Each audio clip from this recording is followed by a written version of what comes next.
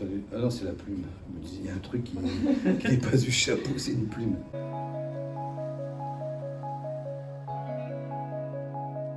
Je m'appelle Bruno, Bruno de Necker.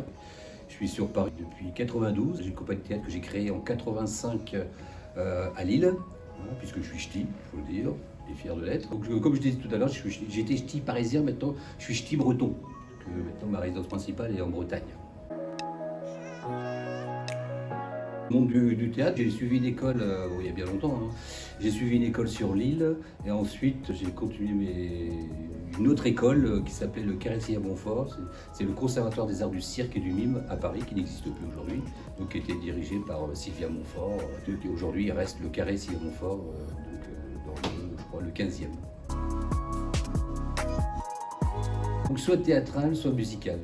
Je défends maintenant un peu plus le musical parce que côté théâtral, je commence à m'éloigner un petit peu dans le sens où j'ai envie de garder un peu plus de liberté. Donc des animations musicales autour de l'Orgue de Barbarie. Soit tout seul, en tant que chanteur et tourneur, soit avec une chanteuse, une partenaire. Mais il existe toujours à l'heure actuelle des spectacles, surtout pour la période de Noël, il y a 3 ans, on avait créé un spectacle qui s'appelle Charivari chez le Père Noël. Donc c'est bien ciblé pour la période de Noël. On n'a pas joué parce qu'il y a eu le Covid, donc on le reprend cette année, en espérant que tout va bien. Et il y a un autre spectacle aussi qui peut tourner toute l'année aussi pour la période de Noël. Donc, ce sont des 2 spectacles vraiment pour la famille, hein. C'est pas ciblé essentiellement enfants, mais c'est vraiment pour la famille. Et qui s'appelle Il était une fois un orgue de Barbarie. Donc c'est autour de l'orgue de Barbarie, il y a plein de chansons, mais il y a aussi du visuel, du texte, des entrées entre guillemets clownesques, dans le monde de la fête foraine en fait. Avec un décor, une grosse caisse, un xylophone, enfin, il y a un perroquet qui parle, c'est un faux, hein, bien sûr. Ah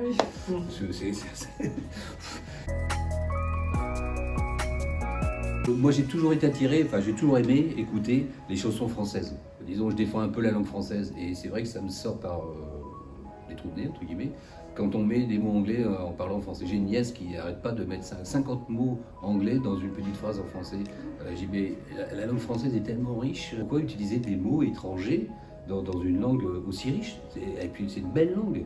J'ai rien contre l'anglais ou le chinois, hein, bien au contraire. Mais je trouve qu'en France, chez nous, on est dans le droit de défendre cette langue, quoi.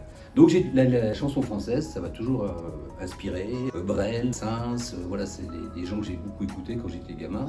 Et j'écoutais pas du Boulan quand j'avais 14 ans, hein, mais j'ai découvert plus tard. Et c'est vrai qu'aujourd'hui, j'écoute Colette Renard, etc. On a des chansons de Georges Humer, bon, c'est des gens peut-être que ça vous dit rien, mais c'est des gens d'une certaine époque qui ont écrit des textes extraordinaires.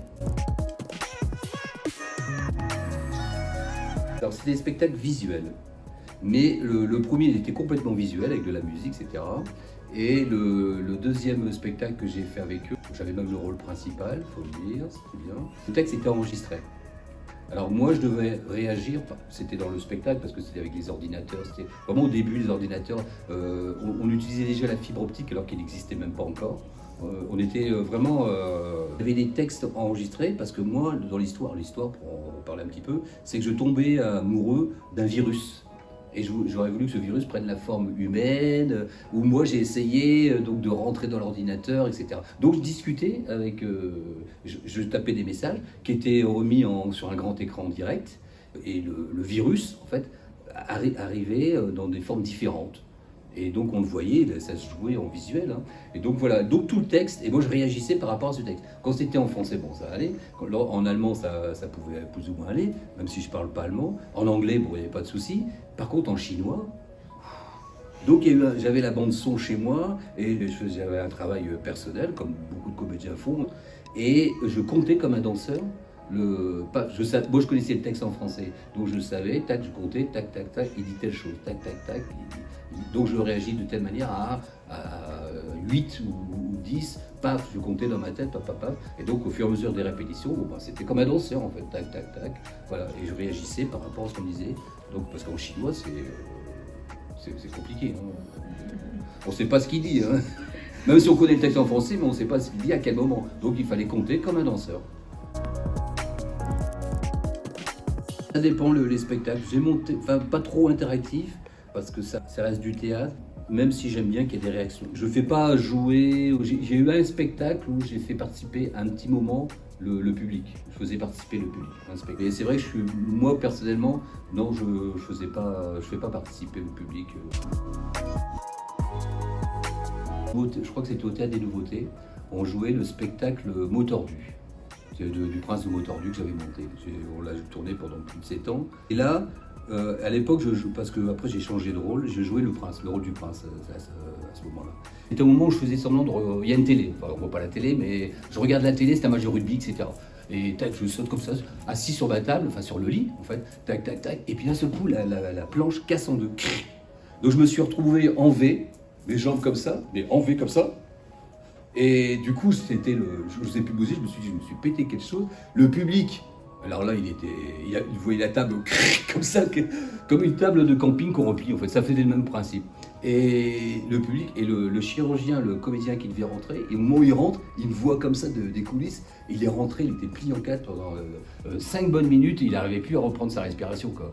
Et moi, je lui dis, mais essaie de repousser discrètement. Je lui dis, repousse la table pour essayer de la remettre droite, parce que je sais pas si je me suis pété quelque chose ou quoi. Mais alors là, c'était hilarant. Mais ça, c'était un truc qui n'était pas possible à refaire. J'y ai réfléchi quand même, de faire un truc, parce qu'en général, c'est moi qui faisais tous mes décors, pour faire un truc, mais ce sont des anecdotes, des choses qui arrivent, et je crois qu'on ne peut pas les faire 2 fois.